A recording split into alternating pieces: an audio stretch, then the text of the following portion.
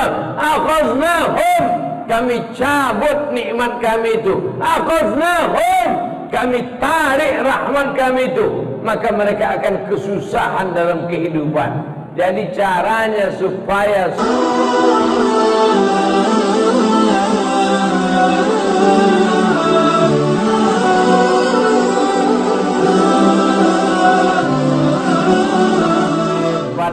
Masjid Al-Falah sore, TV-nya pula tipis-tipis, 2 biji pula, mahal. Walaupun TV-nya mahal, tapi jendelanya tidak pakai jeruji besi.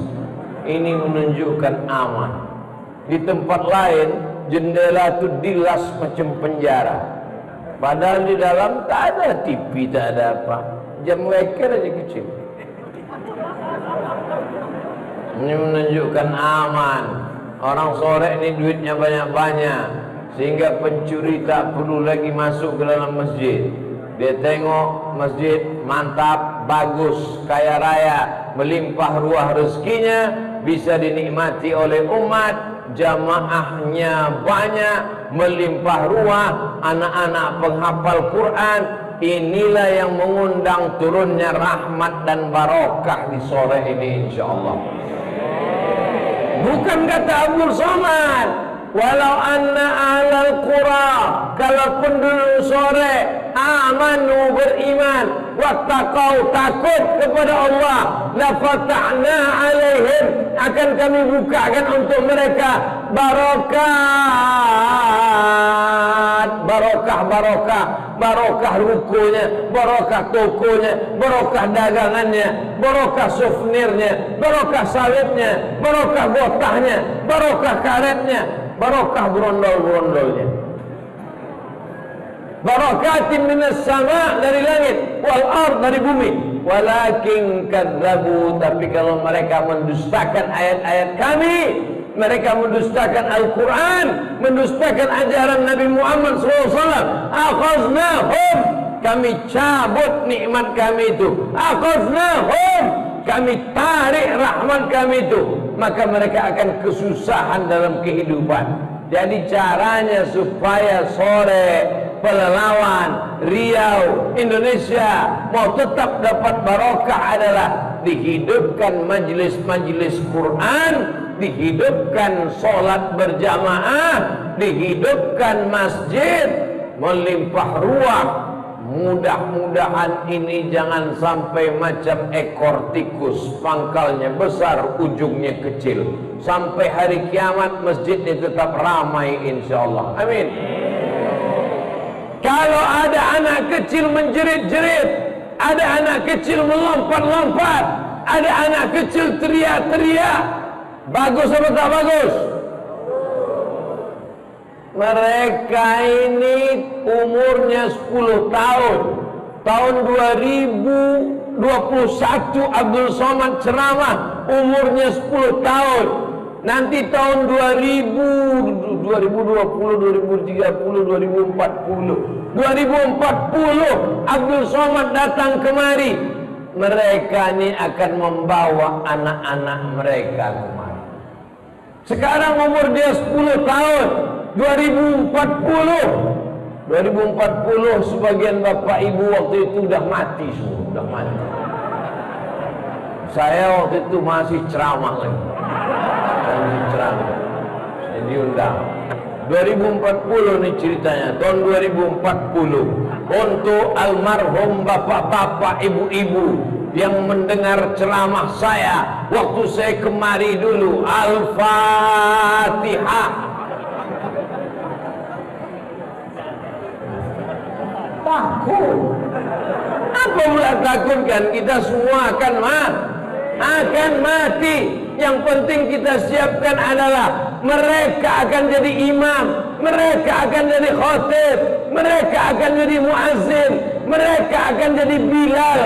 Mereka inilah yang akan memimpin sholat tarawih nanti di masjid ini 2041. Jadi artinya apa? Kalau di Masjid Al-Falah sore masih ada anak lompat-lompat, masih ada anak lari-lari, masih ada anak teriak-teriak, bersyukur apa tak bersyukur?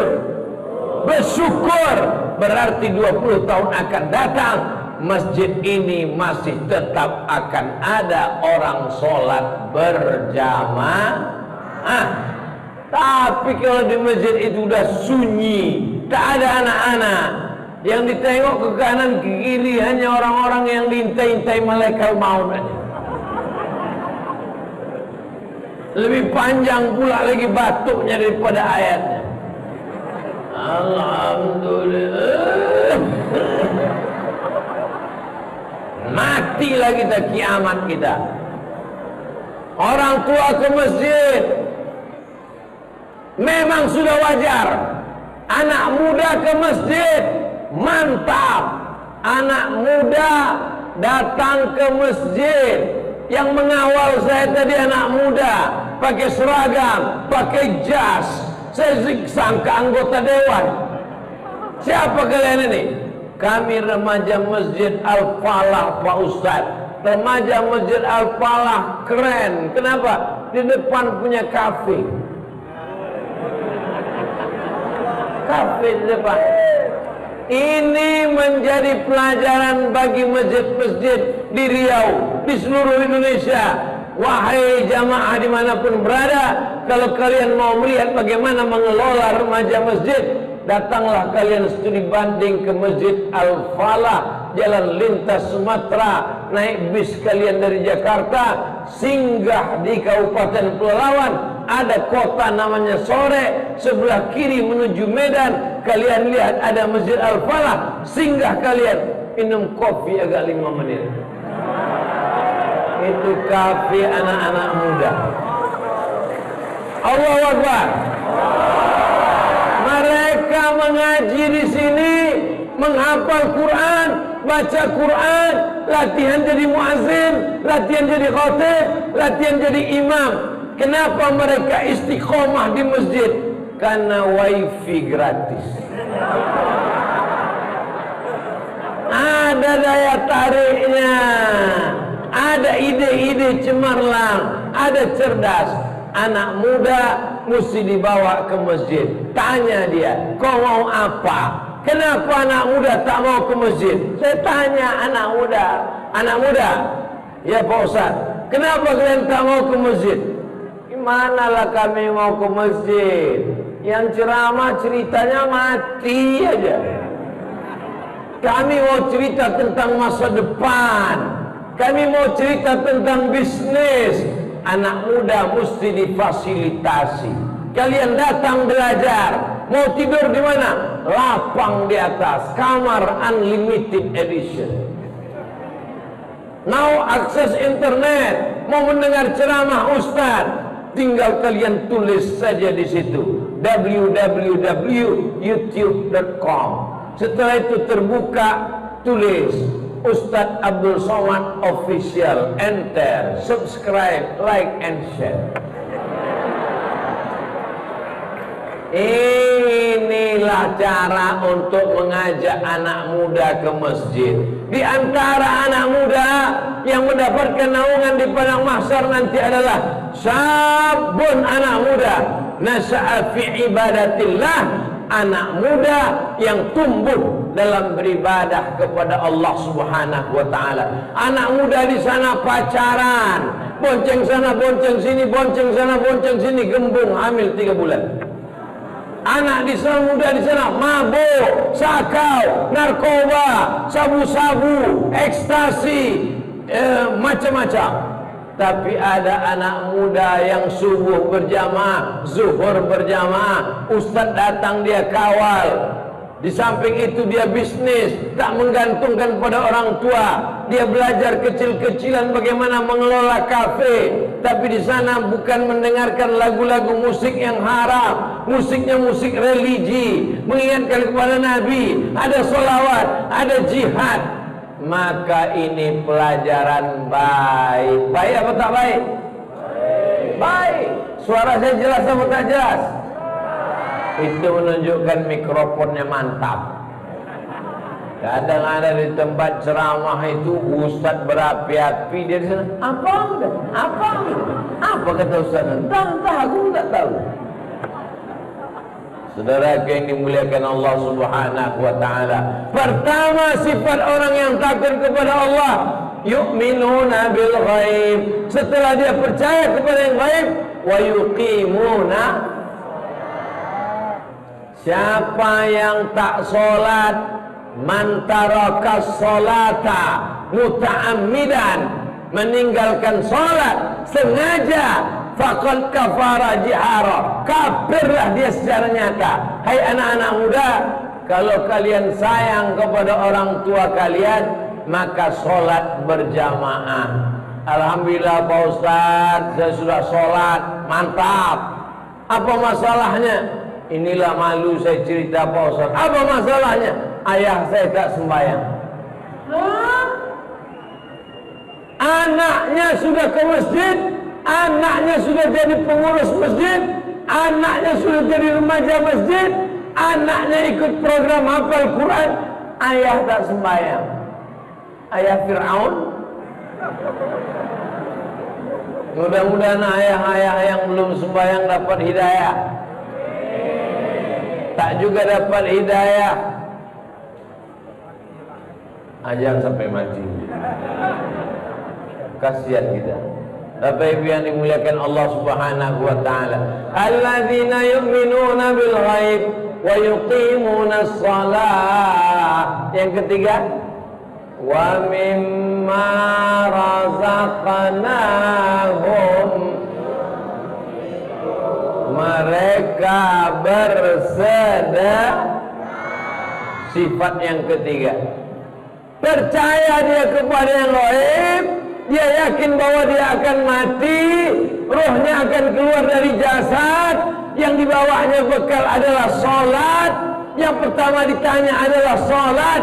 Inna awwala ma yuhasabu bihil amdu yaumal qiyamah, yang pertama kali nanti ditanya di akhirat adalah sholat, bukan somat. Sholat yang pertama ditanya. Setelah itu, wa mimma razaqnahum yunfiqun, bersedekah. Yang paling tinggi zakat. Bayarkan zakat ke Masjid Al-Falah sore. Tuh banyak pedagang-pedagang, bayarkan zakat kalian. Saya tiap tahun bayar zakat Pak Ustaz. Berapa zakatmu? 2,5 kilo. Itu zakat fitrah. Zakat bulanan, zakat pendapatan. Kalau zakat pedagang ini Pak Ustaz gimana? Zakat pedagang cara menghitungnya 3. Modal yang diputar tambah keuntungan ditambah piutang kurang rugi kurang hutang. Jelas? Modal yang diputar tambah untung tambah piutang kurang utang kurang rugi. Kalau mencapai 85 gram emas selama setahun, berarti kena 2,5%. Hitung